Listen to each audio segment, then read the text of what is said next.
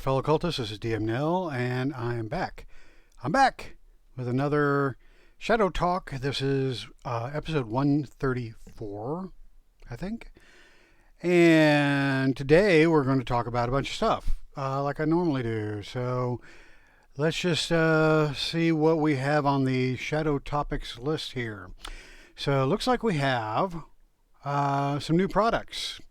And that's why I have the Schwalb Entertainment website ready to go here. So it looks like, first of all, we have a couple of adventures. The first adventure is A Father's Love, which is a novice tier adventure. Father's Love is an adventure for novice characters that answers the question, what wouldn't a father do to restore his children to life, and reveals the consequences for doing so. So it sounds like there is probably some kind of deal that a grieving father makes to bring his kids back, and looks like it probably turns out horribly. So just looking at the snippet of the picture here, looks like we got some kind of weird amalgamation of people. I don't know what the fuck that is, but anyway.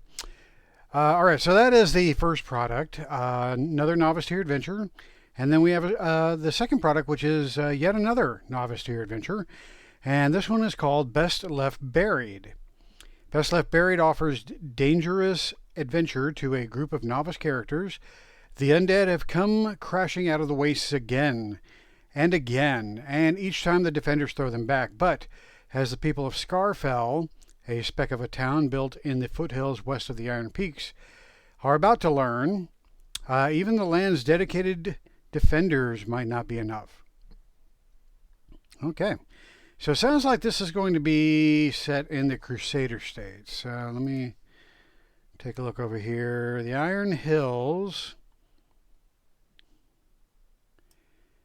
Is that what it said? Iron Hills? No. Iron Peaks. Sorry.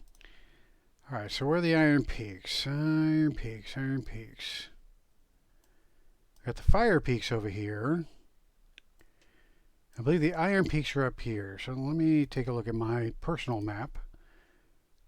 Just a little bit more detailed. Okay, I want to say these are the Iron Peaks. Here's Shield Mountains, Mount Fear. Fire Peaks over here. So yeah, I'm pretty positive that these are the Iron Peaks. So somewhere in this vicinity, up here in the Crusader states, and the border of the Desolation, looks like that's where that adventure is going to be set. Which is pretty cool, because there's not too many adventures set in that area, and I think that's an area that's ripe for adventure. So probably a good adventure to check into. So yeah, Father's Love and Best Left Buried. Okay, so those are the two newest products in the Schwalb catalog. And what else do we have on our Shadow Topics here? One of the things, okay, the Kickstarter update. So let's go check out that. So here we go, Kickstarter for Shadow the Weird Wizard. So there have been a few updates since my last video. Let's see where I want to go, how far I want to go back. Okay, so let's start with shipping here. So apparently there was some shipping issues. Let's see. First of all, I'm terribly sorry for the confusion about shipping fees. Operated under misunderstanding regarding VAT on books, and thus the shipping fees are far higher than they should be. I recalculated shipping. With the new information made available to me, I've reached out to the backer kit to see about making the adjustment, but it's a holiday today. I think this was Columbus Day. And the business is closed. I expect an email sometime tomorrow morning, and we'll get this sorted. Also, it seems the smoke test did not reveal the absence of the printed screen for Master Wizards. I'm manually adding that SKU now to the 300 or so backers to fix it. Okay, so that was one issue that had come up.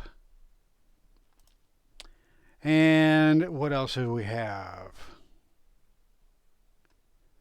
Okay, so looks like the shipping is sorted out. That was as of October the 10th. Then October the 20th, we had another update here. Okay, so this update, by way of DriveThruRPG, I sent you access to the crude, quote-unquote, PDFs for the Shadow of the Weird Wizard. Crude means no art and no graphic design. If you find anything weird, please drop a message to that website. All the art is due 12/1. At that point, Kara will begin the layout process. All right, so it looks like the Weird Wizard book is done being edited, and we're just waiting on art and graphic design, which is due 12/1. Layout process. So I'm pretty hopeful that means that right after the first year we'll have a completed book. However, if you're not willing to wait, then he did provide the crude PDF. So I have the crude PDFs, and it looks like it's everything you need for the players anyway. You've got characters, equipment, rules, expert paths, master paths, magic. Let's see. Some of these are duplicated because of the versions. Yeah, that's it. So it looks like he's up to version, on some of these files, is up to version 6. So, and most of this is just squashing, what did he say? Squashing typos and stuff like that. So, The Secrets of the Weird Wizard, which is the GM's book, is starting the editing process. We're looking at about 4 weeks for editing, though it might run a bit longer. Art for this book is due 12/1. Then the quests. 6 of the first batch of 10 quests are done. We have maps as needed and art. The Novice 1 quest is a total reworking of A Season of Hunger with new art and map and fun. The quick play is disappearing soon, and with it the prototype adventure. Finally, 2 of the 3 exclusive quests are wrapped. And then he's got lots of other stuff to do. So that's where he's at as of October the 20th. And next up is the 27th. So he's getting some feedback, making tweaks and adjustment to the text. Art assets are due 12/1. Here's a Shadowmancer, very cool. See, still in editing for Secrets of the Weird Wizard. Novice Quest 1, a revised and reworked adaptation of A Season of Hunger, wrapped earlier in the week, awaiting art. First 6 are in good shape for the quests. So there's not a whole lot of difference here from the update on the 20th. He did include some ancestry. So here's a tentative list of ancestries. We have the Archon, the Cambion, the Centaur, the Changeling, Clockwork, the Diva, the Demigod, the Dhampir, Dragonette, Dwarf, Elf, Faun, Gnome, Goblin, Halfling, Heron, I assume that's a rabbit person, Harpy, Hobgoblin, Jan, Living Statue, that sounds interesting, Naga, Revenant, Sphinx, Spriggan, Sprite, Tatter, Demalion, Triton, Vermin, Warg, and Woodwoes. So that's a lot of ancestries. A lot of weird ones too. So apparently the setting is going to be home to a lot of weird creatures. All right, so there you go. That's the update for the 27th. Now he's got one more update for October the 2nd. Let's see here. Big update to Shadow Weird Wizard, a manuscript sent out via DriveThruRPG. Locking down orders by November 12th, and I'm toiling. I'm sure he is. Updated MS, big blast of revisions from playtesters, a lot of typos squashed. Spells cleaned up and reformatted for easier use. Magical talents and traditions are now starting spells to keep the game tidier, and so on. The change log is in the email. Locking down. 90% of you filled out your surveys. You have until November the 12th to get your stuff in. I won't be charging cards until we're closer to shipping, but as we near completion, I will need more accurate counts. And production, still wandering around in Questland. Wrap the last of the exclusive quests. Tomorrow I'm back at Weird Ancestries and more quests. That's all for now. Have a great weekend. All right, so that was November the 2nd. I believe that was the last update.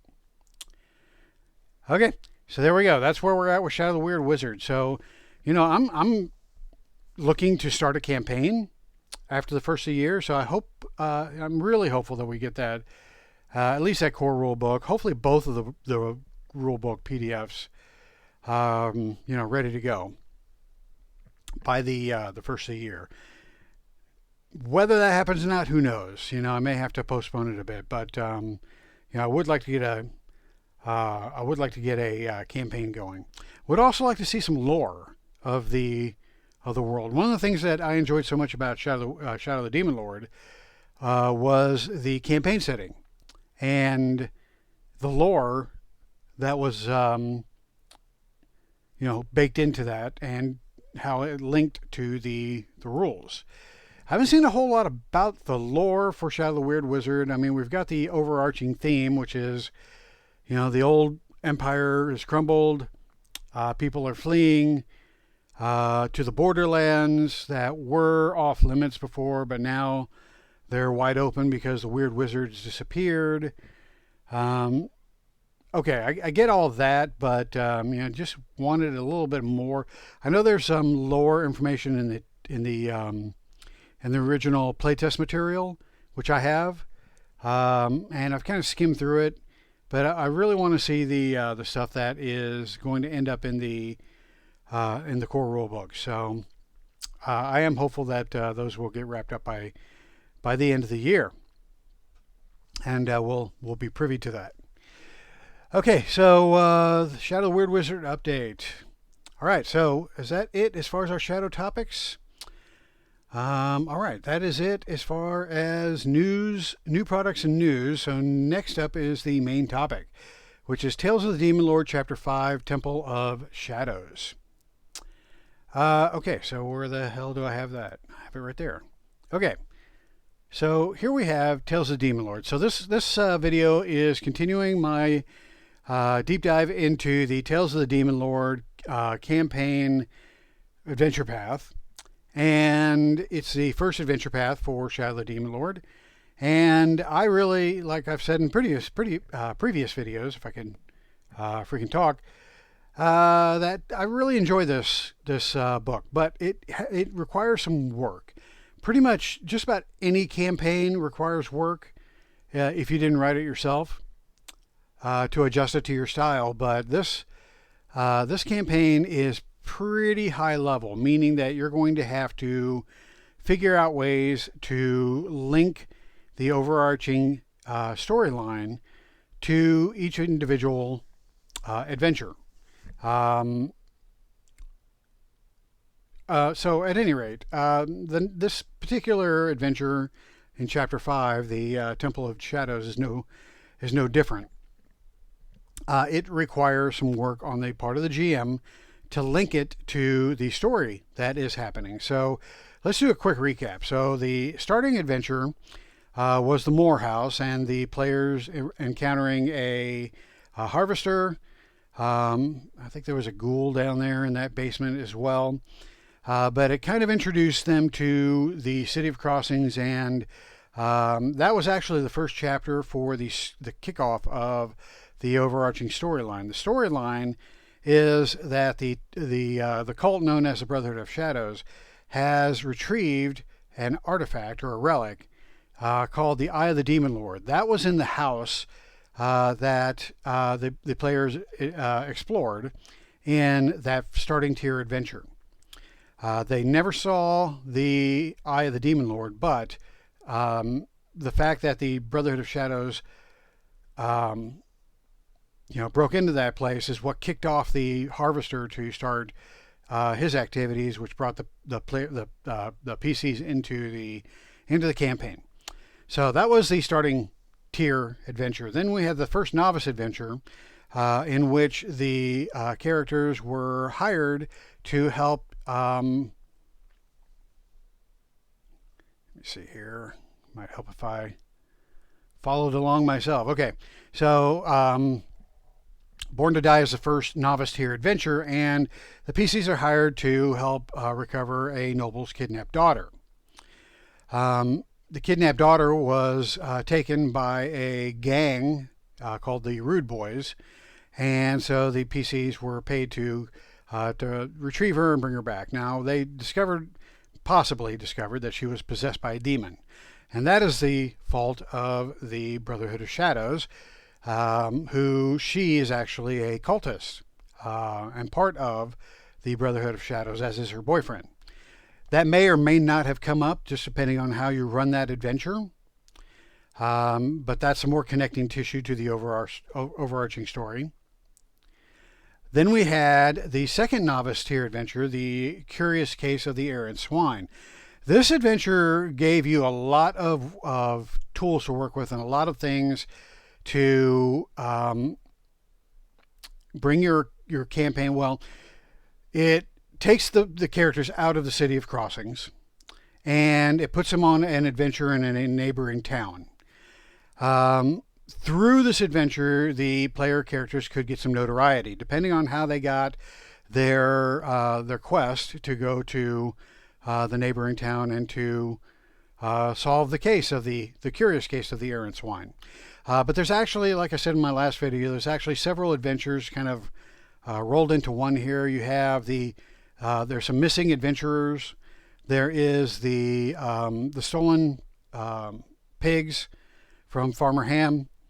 Then you have the beastmen that are causing trouble to that neighboring village of Hamlet.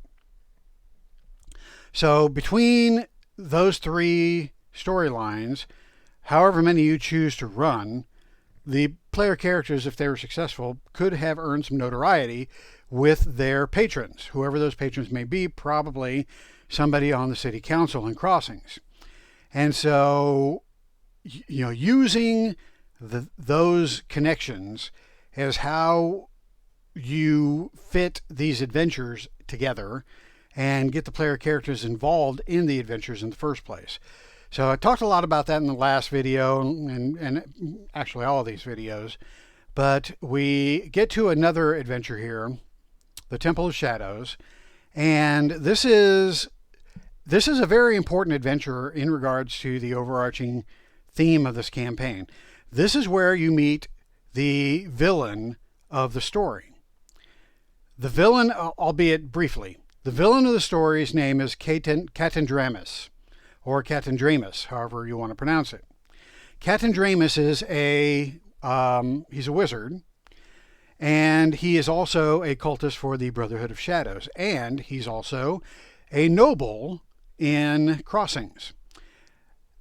Now, he is all those things, but he is also kind of a rogue cultist, because he is, although he is affiliated with the Brotherhood of Shadows, the Brotherhood of Shadows is a very large organization, and its cells are not necessarily linked together.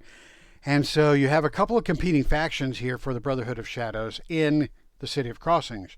You have Catandramus's cult, his cell, and then you have, what was his name? I can't remember anything today. Elder Fob. Then you have Elder Fob, who is on the council.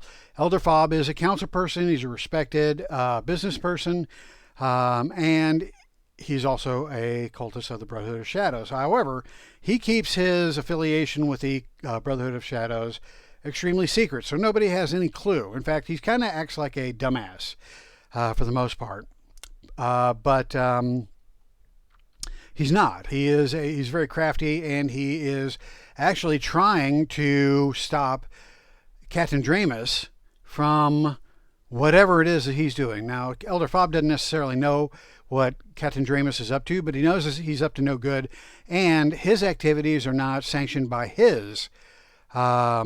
by Elder Fob's cell.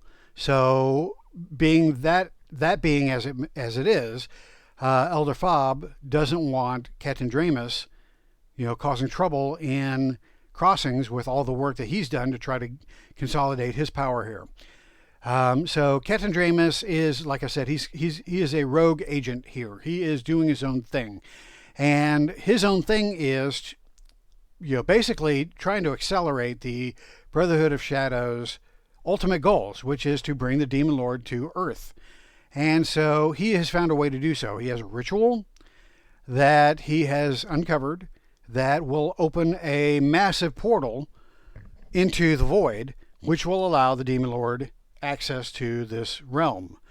And so he is trying to get that ritual going, but there's a lot of things he needs to do to build up to it. First thing he needed to do was to move to Crossings and to, get his followers consolidated there, which that's done prior to the start of the campaign. But during the course of the campaign, the first thing he had to do was to acquire the Eye of the Demon Lord, which he did from the Morehouse just before the adventurers went to explore it. Second thing he needs to do is to do a series of rituals in order to get the ultimate ritual built up. Or, he needs to do these minor rituals in order to build up to the larger ritual. And in order to do that, he had to find yet another relic.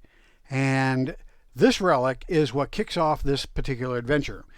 That relic is known as the Enigma Stone. And so this adventure has Catandramus in his manor in the Purse district of Crossings.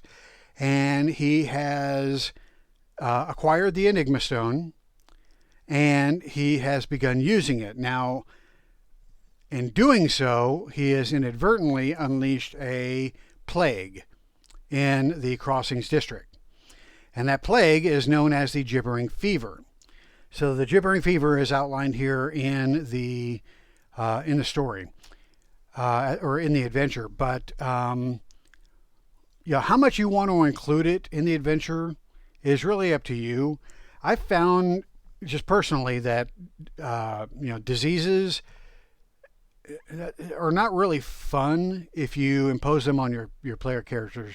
Diseases are better, in my opinion, they're better used as a reason for adventurers to go adventuring. So, and that's what happens here in this particular adventure. The Gibbering Fever breaks out in Purse, and in the Purse district, and so that district is kind of locked down by the town guard known as the Browncloaks. And then another thing happens, which is an explosion occurs at the house of Catandramus, and that those two things combined is what should be drawing the player characters in to investigate. Now,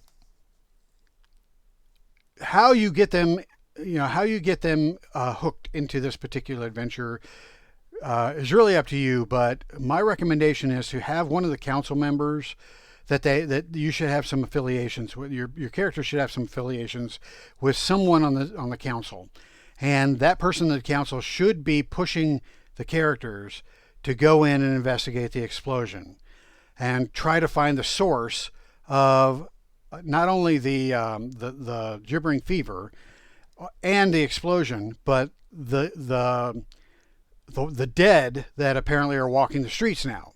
So there are three things plaguing Purse. So you got the Gibbering Fever, the house exploding, and undead walking around.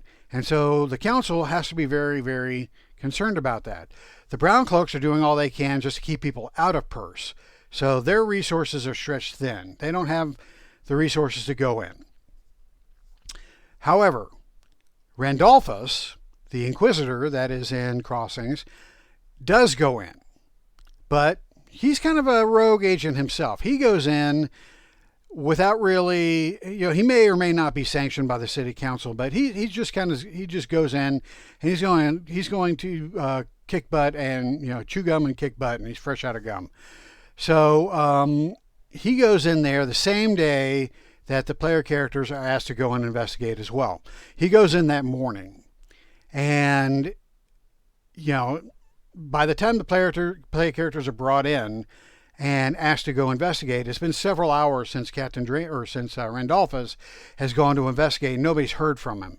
So you could have somebody in the council asking the player characters to go and investigate. You could have the church, Father Paulus, asking them to go in and find out what happened to Randolphus. You could have the mayor asking them to go in because because of the good work that they did in the previous adventure in Hamlet, and also the work that they did to rescue the noble's daughter. Then they've got a reputation that's starting to build here in town. Word of their ability has reached the council members, and so they reach out to them to help out. So there's several ways that you can get the player characters involved in this adventure. But again, you're going to have to nail one or two of those down to get them to go. So again, you got the Gibbering Fever. I wouldn't recommend that you go out of your way to give the Gibbering Fever to any of the player characters. It's better off just serving as one of the reasons why they need to go resolve this quickly. There are 3 bullet points of rumors that you can feed the characters. An explosion destroyed much of the house of Pentakis. That's Captain Dramus's first name, sorry. An explosion destroyed much of the house of the wealthy aristocrat. Now dead people wander around outside. Is there a connection? Who knows? Before the explosion, weird hooded dwarves were seen slipping into the Captain Dramus house. Okay, so that could be weird. Inquisitor Randolphus and his henchmen entered the house earlier today, but have not yet emerged. So, again, that could be one of the hooks to get them to go. All right, so you have some information regarding the roving dead. You got packs of D6 plus 2 zombies wandering the streets of Perse. Each hour that the characters explore the district, roll a D6. On a roll of 1 to 3, they encounter a zombie pack. Each zombie carries a disease and is possessed by a tiny demon. Then we've got the Captain Dramus house itself. Now the house, again, exploded, so it's in ruins. Lots of rubble that they would have to sift through, but they do find that Randolphus and his henchmen managed to clear a path through the house to the cellar. And so the player characters can, just follow Randolphus's trail, and which should lead them to the cellar, which is where all the action takes place.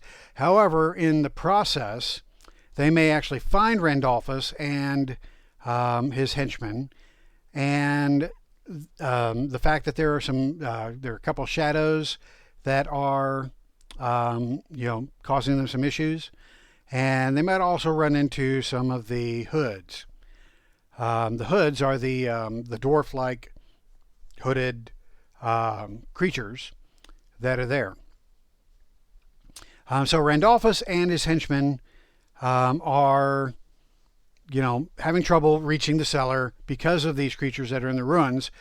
And Randolphus is able to keep the undead at bay using a specially prepared container that he created, or I don't know if he created it, but he acquired, to contain the Enigma Stone. So apparently Randolphus knows about the Enigma Stone. Maybe the Enigma Stone was even stolen from Randolphus. That's a possibility. So but he has a box, a specially prepared box that can keep the Enigma Stone safely. The box itself is enchanted so that it gives off sunlight, which keeps the shadows at bay. but doesn't do anything to the hoods. So the hoods can be causing them problems as well. So you could have the player characters going through the rubble. Now there's no map to the ruins of the Catendremus house. You just kind of have to either do that theater of the mind or come up with your own map. But at some point they should find Randolphus and his henchmen. If any of them are still alive, you could have it just so that Randolphus himself is the last one standing from his little group and have him wounded. Because the last thing you want is Randolphus following the PCs into the basement. That'll steal the thunder.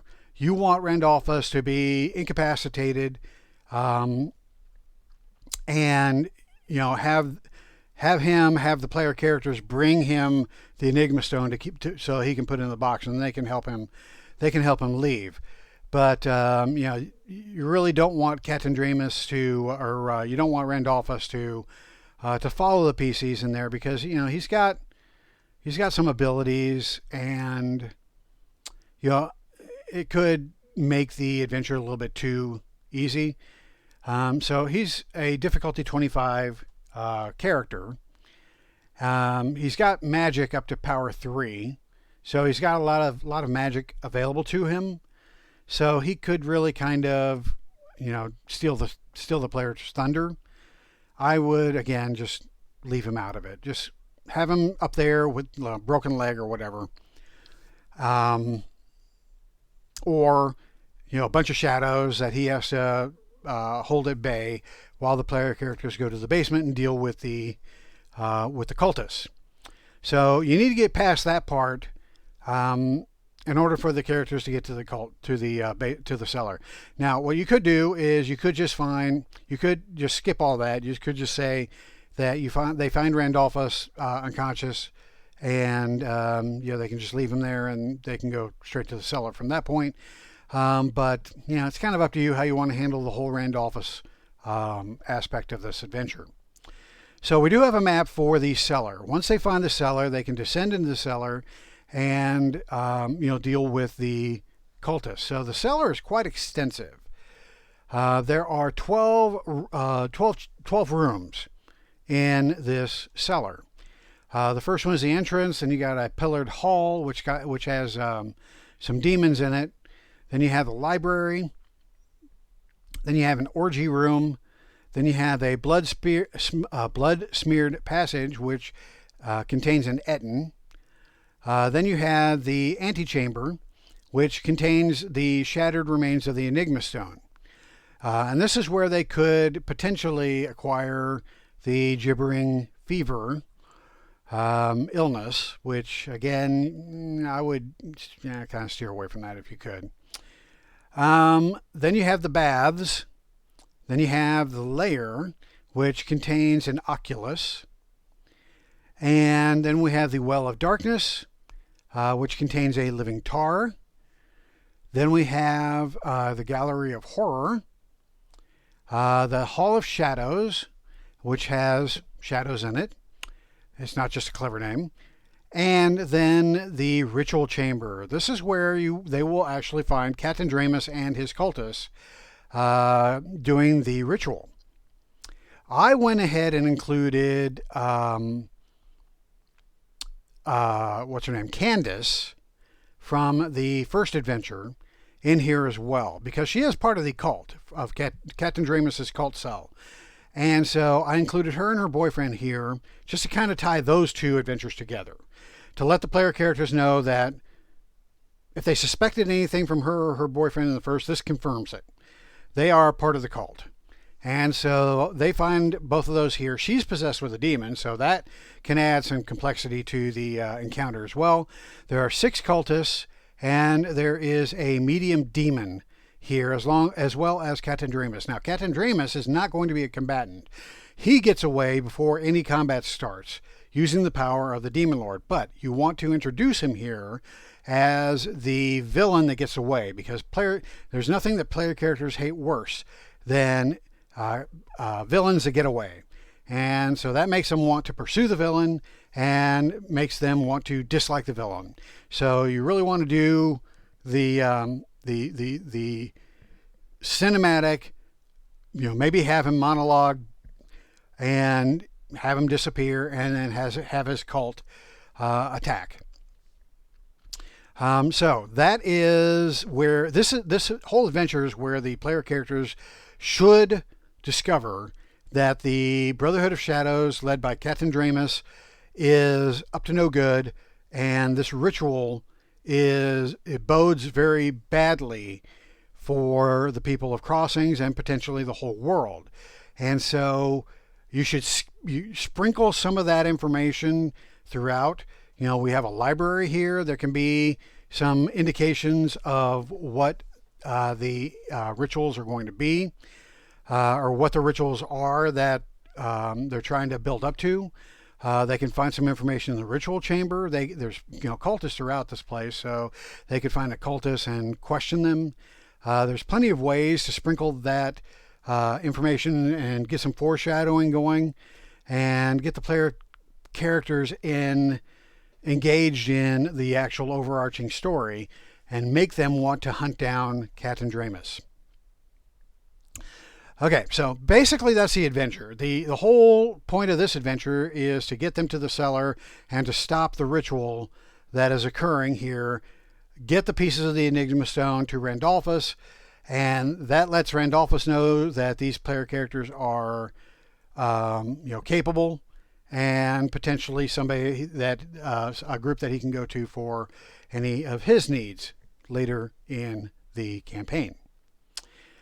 So that's pretty much it. Now, what I like about this is there's potential to get a lot of the Shadow of the Demon Lord monsters involved. You got an Etten, you've got a Living Tar, you've got an Oculus, you have demons, you have hoods.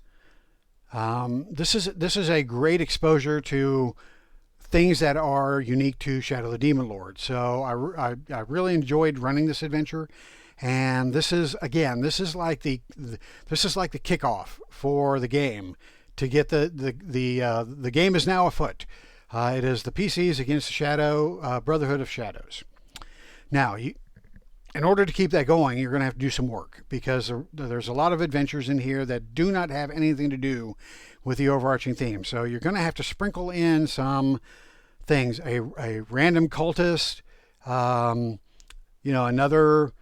MacGuffin that the cult needs for yet another ritual, clues to some of the things that the cult is using for the ritual, like the elven spires or the fairy spires and crossings. Maybe they figure out throughout the course of some of these adventures that the cult is or those spires have some importance. But a lot of these adventures are kind of standalone adventures that don't have anything to do with the overarching adventure, or the overarching campaign.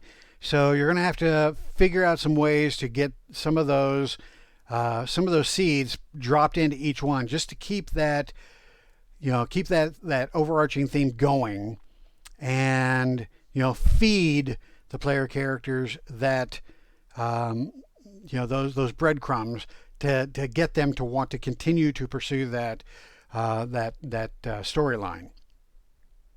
Okay, so that's it for the Temple of Shadows. The next adventure is the Moonspire, followed by Minds of Madness and In the Name of Love, and then we have Shadows in the Mist, Off the Rails, Prince of Darkness, and The End is Near.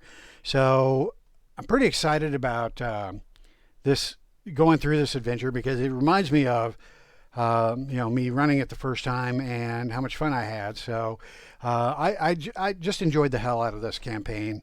Of course, it was my first exposure to Shadow of the Demon Lord, so that may have had a lot to do with it. But even so, it was still very fun to go through this, to get all of these Shadow of the Demon Lord elements sprinkled out throughout these adventures. And again, just a great way to introduce a group to the whole Shadow of the Demon Lord experience. So let me go ahead and wrap this up here. Appreciate you guys watching. Once again, subscribe if you haven't. Helps out the channel, and hopefully we can get more subscribers, people watching the channel so we can get the word out. We can get more people playing Shadow of the Demon Lord, exposed to Schwalb Entertainment, get more people playing or wanting to play the Shadow of the Weird Wizard when it comes out, and all that, all the goodness that comes with that. We want to grow this. This is a great time. I really think this is a great time to put a spotlight on Schwalb Entertainment and everything he's doing. I really think that what Wizards of the Coast is doing with Dungeons and Dragons is just destroying it. They're taking it into a place that I think is just going to, it may sell. It may still be the biggest role-playing game out there. I just don't think that what they're turning D&D into, they're turning it into a superhero game, in my estimation. The player characters are not, they're not threatened. You cannot threaten a 5th edition D&D player character after they reach a certain level, say 4th or 5th level. Once they're 4th or 5th level, once they have more than 30 hit points and an array of abilities, they cannot be challenged very easily without just destroying the party. So it's either I found running 5th edition many times. Since it came out in 2014, I've run many 5th edition campaigns, and they were all the same. Very difficult to challenge once they got sat past a certain point. It takes forever to get through a 1 through 20 campaign, and they're just superheroes by the end. It's just ridiculously overpowered and impossible to challenge. So that's just been my experience with 5th edition. But from the looks of the next iteration that's coming out in 2024. It doesn't look like it's getting any better. It looks like they're doubling down on all that, and I just think that that's a shame because D&D is what I cut my teeth on for role-playing games. But I'm glad that Schwalb is here to, basically correct the mistakes that Wizards of the Coast is making. So we have Shadow of the Demon Lord today. This is ready to go. Play. You got all kinds of material, a lot of which I cover on my channel. And then we have Shadow of the Weird Wizard, which is the new and shiny, and it's coming out next year, and can't wait for that. Hopefully that'll be what D&D should have been, but we'll see. So let me go ahead and wrap it up there. Again, thanks for watching. Hail the Demon Lord, and how do I turn this damn thing off? No, that's not it.